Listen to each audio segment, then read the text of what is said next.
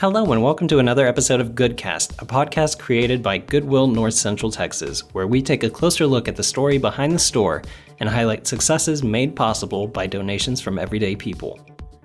There are a few things I love more during the summer than a nice road trip. You've got your summer playlist, some snacks, maybe a favorite podcast you like to listen to on the way somewhere fun. It's great. So why don't we kick off this summer by hitting the road with our CDL program? That's right, if you didn't know, Goodwill offers a CDL certification program through its technical school, the North Texas Institute for Career Development. So for this episode, we'll be discussing the career opportunities the certification provides its graduates, go through a couple of success stories from the program, and chat with Ronaldo Williams, the Regional Director of NTI and our Job Resource Centers. Let's get started. Thank you, Justin. My name is Ronaldo Williams. I've been employed with Goodwill for 2.5 years. My current position is Regional Director overseeing the JRC's North Texas Institute. What are some of your job duties as Regional Director? Yeah, so I support the career and digital training programs that we have here. Also oversee the career school. Also support employment services and business development. How long has Goodwill had a career school? Yeah, so the career school has been in operation since 1960. And then kind of based on the industry need at the time or the business conversations that we have, that determines what type of programs that we're going to offer at any given time. Okay, so was there like an official rebrand to North Texas Institute? No, it's always been called the North Texas Institute. Huh, I didn't know that. Yeah, and actually it was October of 1960 is when it launched.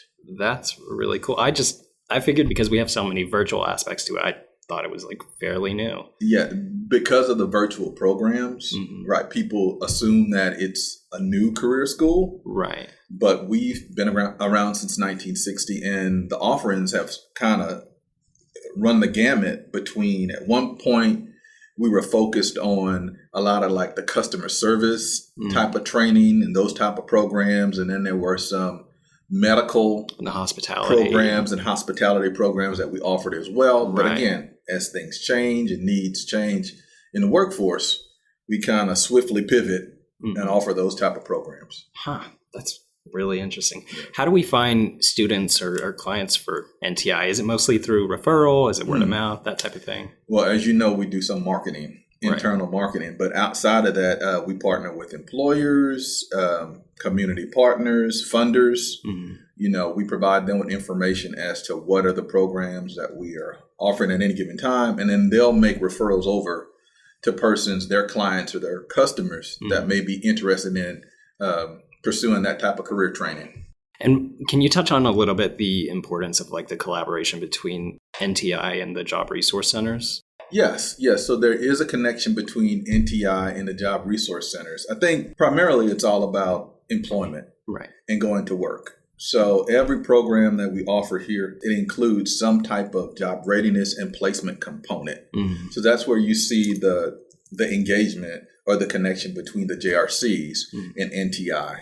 The JRCs typically house all of the support staff that would be focused on assisting students under NTI to get those job readiness skills and also providing the placement assistance once they complete the program. Right. So how long have we had the CDL program? So the CDL program in its current incarnation has been around, I want to say 4 years. Okay. It was expanded to a 7-week program. At one point, it was just a 3-week program. And so it evolved. We included some job readiness training as part of the curriculum. And we expanded on some of those areas where students really need to have those skills in place so that they can pursue getting their CDL license and pass that test the first time. Okay. Is there a distinction or, a correct phrasing? Is it a CDL certification or CDL license? Does that matter? Are they interchangeable or? No, they're not. Okay. That's good to know. It is a license. Okay. So yeah, it's a license. It's a CDL Class A license. And it kind of falls under the same licensing procedures that whatever state, and we're in the state of Texas, that they've already put in place for obtaining that type of license. So a career school like NTI, what we provide is the specific training. So if someone from another state, say, needed to get recertified, they could come here and get get the information they need. So we do have a recertification program as well. And kind of depending on what state they came from, that would determine what type of training they would need to pursue with us. Okay. Each state has a different requirement for the Class A license. How do we find instructors for this program? I think one of the things that we look for in an instructor here at the North Texas Institute, we're looking for somebody that has industry experience. We're looking for someone that has worked in the industry at least 3 to 5 years. Okay. Now, our instructors here, they have a combined work history or industry experience of over, with the 3 that we have, probably over 30 or 40 years. Okay.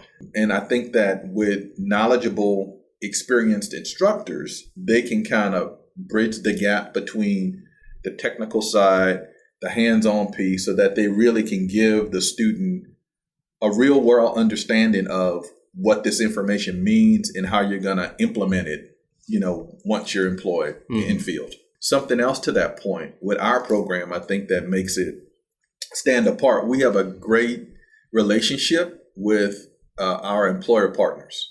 We have something called a business advisory committee that is made up of industry professionals in the CDL, the trucking logistics industry, and they come in and work with our students and talk to our students. So it's almost like a really intensive 7 weeks, right, where it's not just classroom, you're also hands-on, you're also working with employers and meeting employers face-to-face. So you really get a comprehensive understanding of what this is and what's going to be expected of you as a graduate, ultimately, when you get your CDL Class A license. So what kind of clients or students are enrolled in this program? Is there a typical face that you see, or like demographic, that sort of thing? That is a good question. And you would think there may be, but there's not. Okay. There's some basic requirements that a person needs to meet. There is an age requirement for the CDL program. You have to be 21. There's also some background requirements, because for us, it's not about enrolling a person to generate revenue. Right. It's about enrolling a person that can actually go to work within the industry. So the industry does set some boundaries as far as what an employer or a typical employer would accept as a person that's starting their career, in the industry.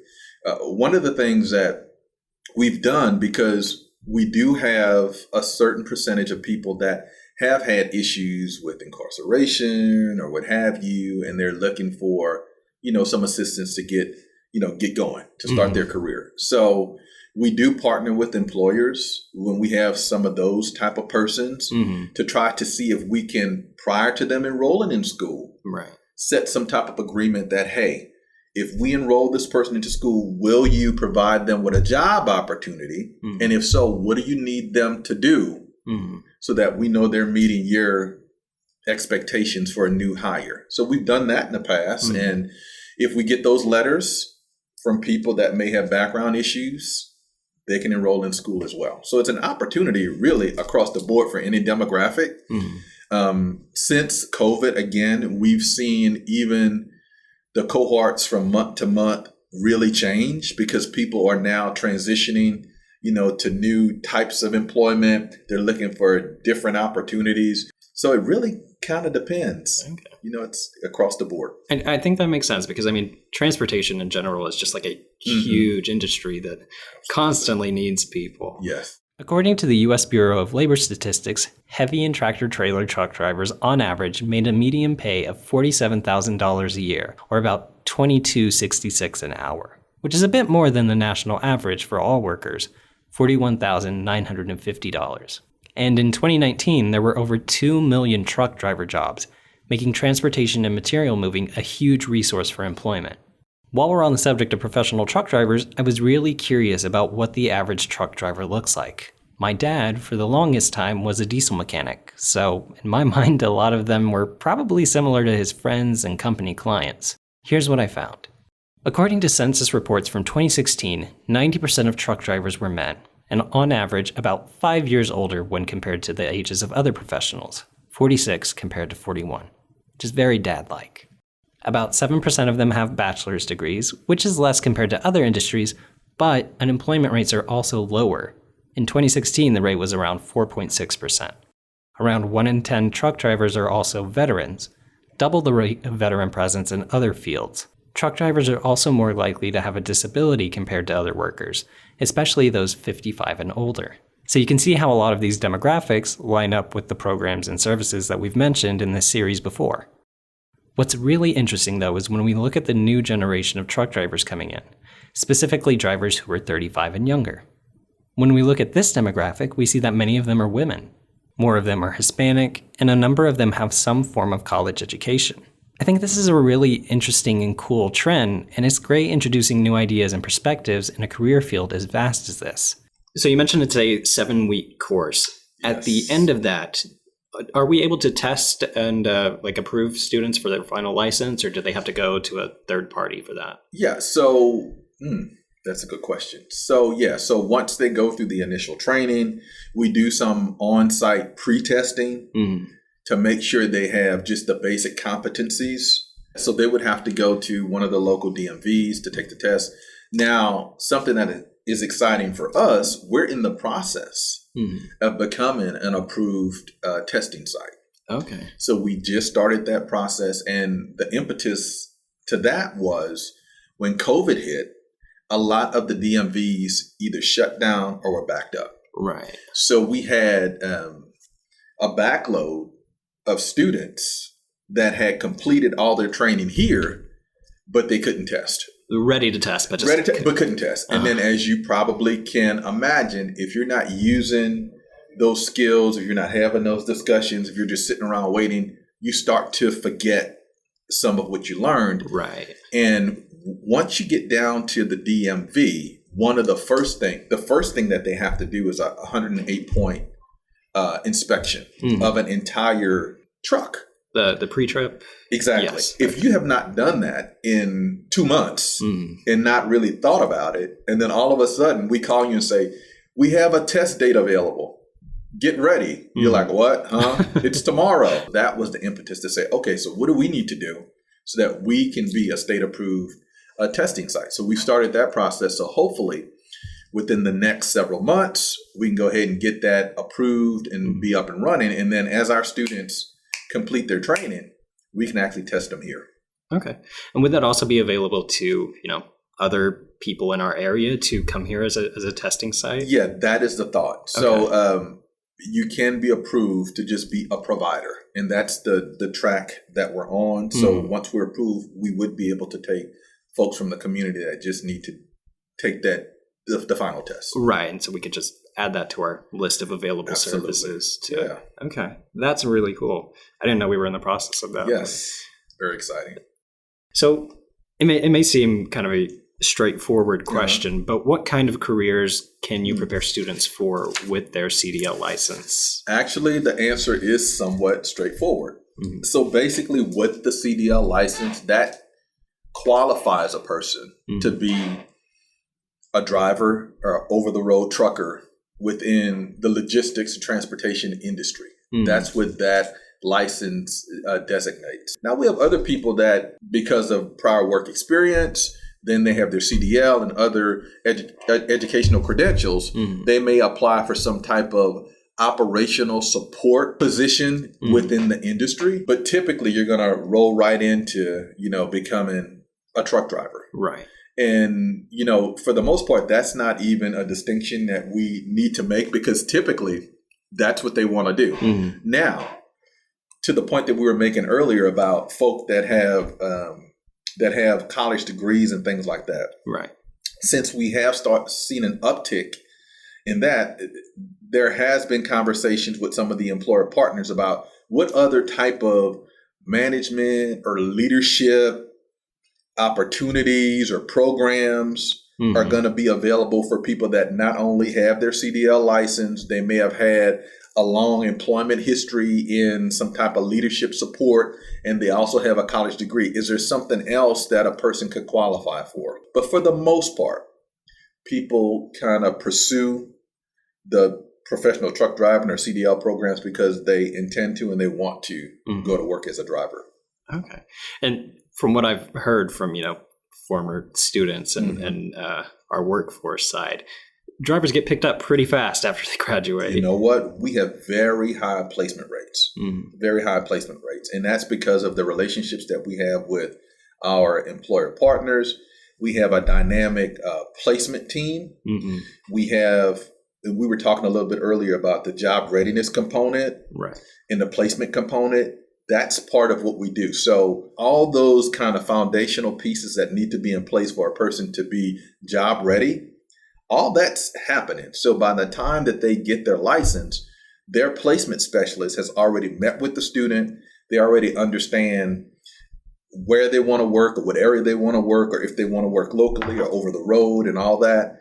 The placement specialist has already had conversations with employers. So by the time they have their license, we just set the interview. Right. Because we know what the employer is looking for, we coach and support our students so they can go in and become hired. Right now, for our current kind of reporting cohort that we're moving through right now, we're over 85% as far as our placements. So as soon as people finish, they're actually ready and able to go to work, and we help them find employment. That's awesome. Yeah. I just think Exciting. I think it's so interesting to think that, like, with this new generation of truck drivers, like getting a CDL license as sort of a secondary goal. Like you and I, we could pick up a Microsoft certification through our program, but like I wouldn't think of having that just like on the back burner. That's so cool. Yeah, like, I'm going to get a CDL license. Right. And just do something completely different. Yeah. But I think that just speaks to, the growing field and the type of people that are available to complete those jobs. So you've talked about it a little bit, but if you could kind of simplify it into, one or two sentences, what is it that makes our CDL program stand out? Outside of the placement assistance, outside of the support that we provide the students throughout the process, outside of the relationships that we have in the community with our partners and funders so that we get those referrals in, I think our program, what makes it different is that it is student-centered. So for me, when I work with our NTI staff or our Leadership Academy staff or the JRCs, for me, it always starts with customer service. Right. And making sure that you're listening and responding to the request of the individual as opposed to going through a list of things that we do. Right. There's some things that we need to get done, but if you listen to the student or you listen to the client, you know what they need to achieve whatever their individual career objective would be. Right. So I think that just taking a student-centered approach and a high level of customer service, which includes follow-through and follow-up, that makes a difference. I've worked within the career school industry for over the last 15 years. And I've worked for different schools and different companies, kind of focused on career training and those type of things. And what I learned early on was that to be centered on or focused on your client's needs as opposed to what you feel like you need to be doing. At the end of the day, you meet your outcomes because your client is happy and they stay focused. Right. So it is in part that support network that comes from our other programs and services and just like the ability to feel like you can ask questions. Exactly. It's building rapport with the student. So if I can just shout out a new employee, her name is Ann Topaz. She is our placement specialist for NTI CDL. She has really demonstrated kind of what I've just kind of talked to you about, being focused on student focused, listening, and then just following through and always having a commitment to a high level of customer service. It has really made a difference in relationship to how the student engages and stays engaged. Right. And also the interaction and support that we get from employers. Because in her position, she works with students and employers, and she's really dynamic with following up and providing information that they asked for, not just some canned information. Okay, so cut and paste this, send it to them. Really listening and responding. So if I can shout her out, she's one of the reasons why, we have a stable business advisory committee for our CDL program. And one of the reasons why the placement rates have remained high. Right. Yep. So what does success look like for a CDL graduate? Outside of course, being able to obtain their CDL license, which is the basic objective, I think that success overall is going to be the opportunity to kind of start on a career path, a stable, sound career path, as well as coming away from this experience with not just that technical CDL focused training, but also those additional add-ons. The job readiness, digital training that we provide the students, they can take that, and that's just something, that's a skill set that they can use throughout their careers, right? So they're coming away with not just that license, but also with those additional skills that they can utilize to be effective in moving their career forward. If you'll remember our Thanksgiving episode, we heard from Gina Castile, who had recently been awarded with Goodwill Industries International's 2020 Achiever of the Year. Gina earned her CDL license through NTI and through the power of work was able to create opportunities of success for both her and her family. But Gina isn't the only success to come out of NTI. We recently featured another graduate from the program last month on our blog, Arkeith Davis. Yeah, I know Arkeith. And his story, is really dynamic. He has a background where he, had some involvement with the criminal justice system. He was able to turn all that around. He was able to come in and get his license. And Arkeith now is an entrepreneur. And in fact, we had now this is a person that's really kind of thinking ahead. And you never should, and I tell this to people all the time, you should never judge a book by its cover or just because a person has a background. Anyway, so we're talking and he's doing everything he needs to do. And then we had some old vehicles that we had out in our yard in the back, some old trucks that had just been there for years. 2 trucks that had been there for years, never been used, nothing happening with them. Nobody was asking about them. They were just taking up space. Got a CDL license. He called me Mr. Williams. He said, Mr. Williams, I want to purchase those trucks. I said, okay. And you're going to do what? I'm going to start my own business. I'm going to purchase these trucks. I said, well, the trucks are broken. What are you going to do with them? Well, I already have a mechanic and I'm going to have him to look at it.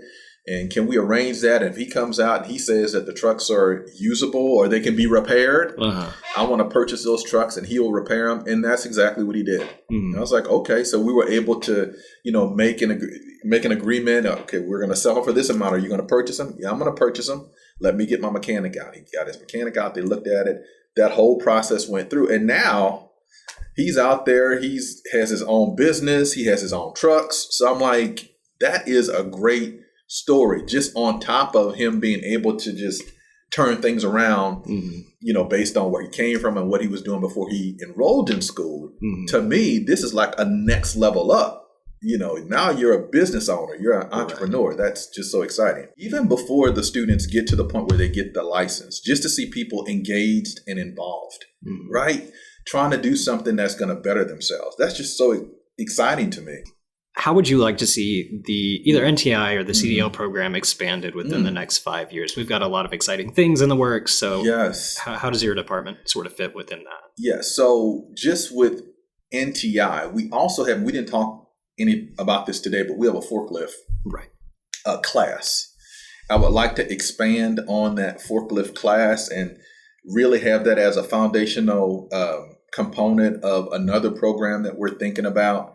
There are certain types of industry certifications for people that work in warehousing and logistics that we'd like to expand that into a full-fledged, either a seminar or a program. Right.